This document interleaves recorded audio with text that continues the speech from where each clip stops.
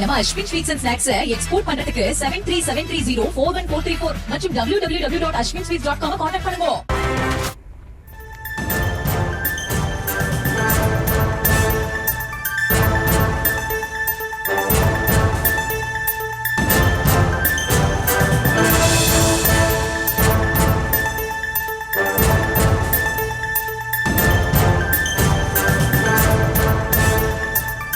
அண்மை செய்தியை பார்த்து வருகிறோம்.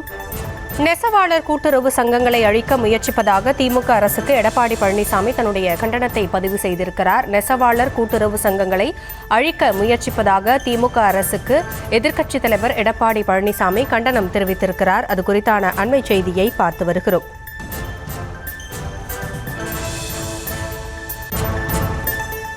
நெசவாளர் கூட்டுறவு சங்கங்களை அழிக்க முயற்சிப்பதாக திமுக அரசுக்கு எதிர்க்கட்சித் தலைவர் எடப்பாடி பழனிசாமி தன்னுடைய கண்டனத்தை பதிவு செய்திருக்கிறார்.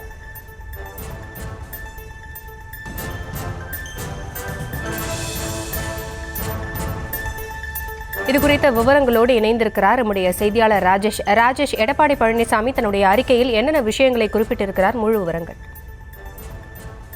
வணக்கம். நெசவாளர் கூட்டுறவு சங்கங்களை அழிக்கக்கூடிய முயற்சிக்கு திமுக அரசுக்கு கண்டனம் தெரிவிப்பதாக எதிர்க்கட்சித் தலைவர் எடப்பாடி பழனிசாமி குறிப்பிட்டிருக்கிறார். தமிழ்நாட்டில் தொடர்ந்து எம்ஜிஆர் ஆட்சி காலம் முதல் ஏழை எளிய மக்களுக்காக முதியோர் உதவித்தொகை பெறுபவர்களுக்கும் விலையில்லா வேட்டி சேலை ஆண்டுதோறும் வழங்கப்பட்டு வருவதாக அவர் குறிப்பிட்டிருக்கிறார்.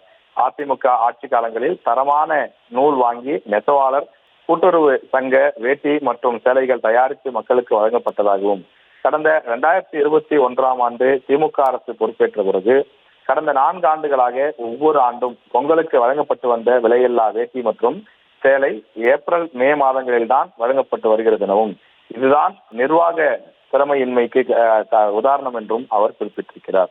மேலும் 50% மேல் வேட்டி மற்றும் சேலைகள் வெளி மாநிலங்களிலிருந்து முறைகேடாக வாங்கப்படுவதால் கைத்தறி மற்றும் விசைத்தறி நெசவு தொழிலாளர்கள் வேலை இழந்து அவதியுறக்கூடிய நிலைக்கு தள்ளப்பட்டிருக்கிறார்கள் என்றும் அவர் குறிப்பிட்டிருக்கிறார்.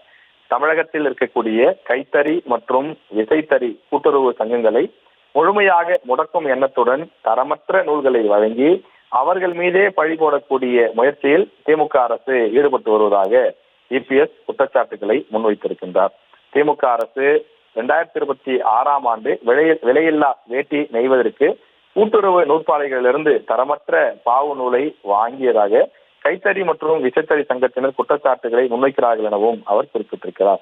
அரசு விநியோகித்த தரமற்ற நூலில் வேட்டி சேலை நெய்யும் கூட்டுறவு சங்கங்களின் மீது இந்த அரசே பழிபோடக்கூடிய அவலத்தை கைத்தறித்துறை அரங்கேற்றி வருகிறது எனவும், அதாவது தமிழக கூட்டுறவு நூற்பாலைகளிலிருந்து இந்த ஆண்டு சங்கங்களுக்கு கொடுக்கப்பட வேண்டிய வேட்டி உற்பத்திக்கான பாவு நூல் 40 பிசி நூல்களை கொண்டுதான் வேட்டி உற்பத்தி செய்ததாக அந்த சங்கத்தினரை தெரிவிக்கிறார்கள் என்றும் இபிஎஸ் தன்னுடைய அறிக்கையிலே குறிப்பிட்டிருக்கிறார். தொடர்ந்து நெசவாளர் கூட்டுறவு சங்கங்களை அழிக்கக்கூடிய முயற்சியில் திமுக அரசு ஈடுபடக்கூடாது எனவும் 2026 நடைபெற உள்ள சட்டமன்ற பொதுத் தேர்தலில் கைத்தறி மற்றும் விசைத்தறி நெசவாளர்கள் திமுக அரசுக்கு பதிலடி கொடுப்பார்கள் என்றும் சட்டமாக தன்னுடைய அறிக்கையிலே குறிப்பிட்டிருக்கிறார்.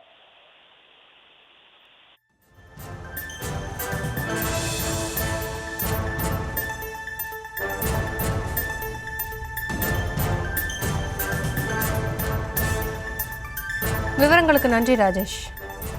நம்ம Ashwin sweets and snacks export பண்றதுக்கு 7373041434 மற்றும் www.ashwinsweets.com கான்டாக்ட் பண்ணுங்க.